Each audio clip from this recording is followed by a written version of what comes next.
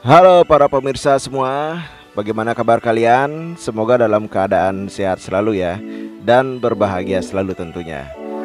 Sebagai bahan inspirasi dalam menentukan tekstur kulit ogogoh, kami sudah merangkum 4 tekstur kulit yang menurut kami memiliki tingkat kesulitan pemasangan yang cukup rumit, dengan hasil akhir yang tentunya sangat menarik, kreatif, inovatif, dan pastinya dalam perlombaan ogoh-ogoh akan memikat atau menjadi pusat perhatian dewan juri.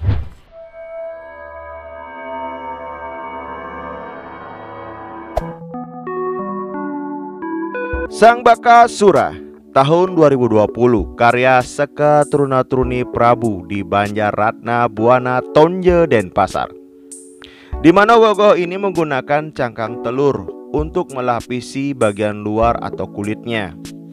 Pemilihan bahan tersebut dimaksud untuk memaksimalkan bentuk-bentuk otot atau tekstur tubuh untuk karakter raksasa Bakasura. Pemilihan bahan tersebut bukan sekedar menggunakan bahan-bahan yang ramah terhadap lingkungan, tetapi juga menggunakan limbah-limbah yang sebenarnya cukup banyak di sekitaran Denpasar, terutama Desa Sumerta. Cangkang telur yang banyak digunakan pada pedagang-pedagang yang berada di wilayah tersebut terkumpul sekitar 20-25 kilo selama 2 minggu, yang kemudian diproses dengan melakukan penjemuran agar bagian dalam telur menjadi kering dan menghilangkan baunya. Setelah itu barulah cangkang telur tersebut siap untuk ditempel ke bagian luar ogoh-ogoh. Secara teknis, tingkat pemasangan sangat rumit dan berhati-hati sekali saat menempel supaya cangkang telur tersebut tidak terbelah-belah lagi menjadi bagian yang lebih kecil.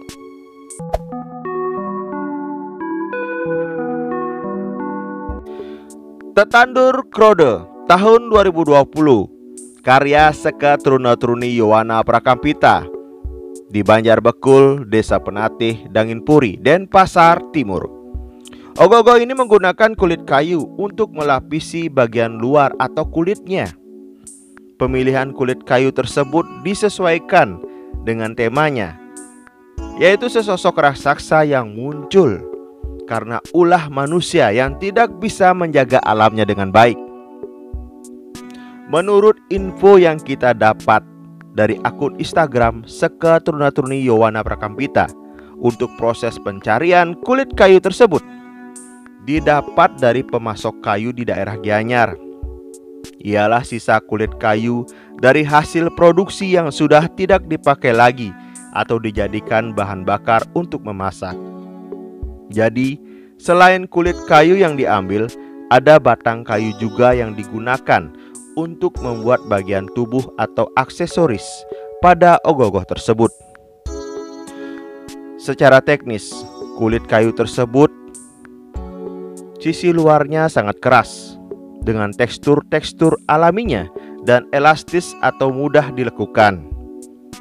Menurut saya pribadi, pemasangannya sangat rumit, terutama pada proses penempelan dari kulit kayu tersebut ke medianya, di mana kulit kayu tersebut harus mengikuti lekukan-lekukan anatomi tubuh dengan memperhatikan tingkat kerapian penataannya serta proses pengeleman yang tentunya harus kuat supaya tidak terjadi pergeseran atau reposisi bentuk alur kulitnya.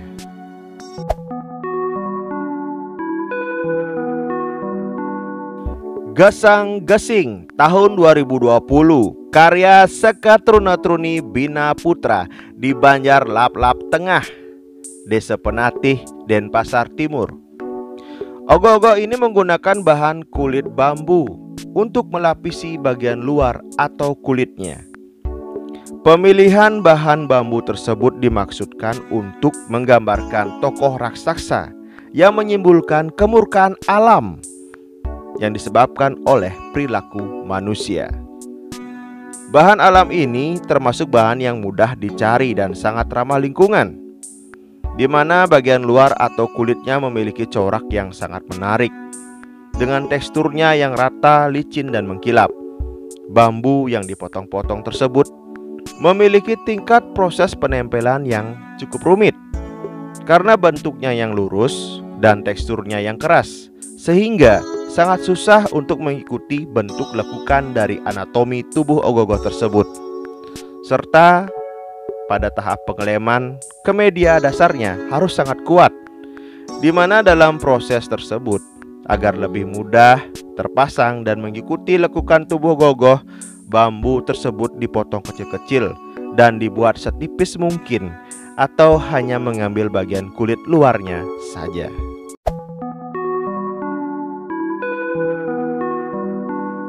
Pengadang-adang tahun 2020, karya Seketuruna-turuni Tunas Muda di Banjar Dukuh Mertajati, Denpasar Selatan. Ogoh-ogoh ini menggunakan kuaci atau bunga matahari sebagai lapisan luar atau kulitnya. Dasar penggunaan bahan kuaci adalah untuk mengejar tekstur bulu pada tokoh sang buta ijo pengadang-adang. Tingkat kesulitannya adalah saat menempel kuaci pada medianya, di mana bila tidak tepat dalam pemilihan jenis perekat, maka kuaci akan mudah lepas. Dikarenakan apabila kuaci terkena percikan air dan angin saat tertempel, maka kuaci tersebut akan berminyak dan basah yang nantinya akan meresap pada media dasar yang mengakibatkan tingkat kekuatan perekat akan berkurang, bahkan sampai bisa terlepas. Selain itu, karena bentuk kuaci yang kecil, maka akan memerlukan waktu yang panjang untuk melakukan penataan pada media dasar yang dengan tujuan untuk menutupi seluruh tubuh ogoh-ogohnya. Demikian rangkuman 4 bahan kulit luar ogoh-ogoh yang menurut kami ekstrim, menarik, kreatif, penuh inovasi, dan tentunya berbahan ramah lingkungan, versi Badabas Bali. Sekian dari kami, salam seni, salam Badabas Bali. Om Santi Santi Santi. Om.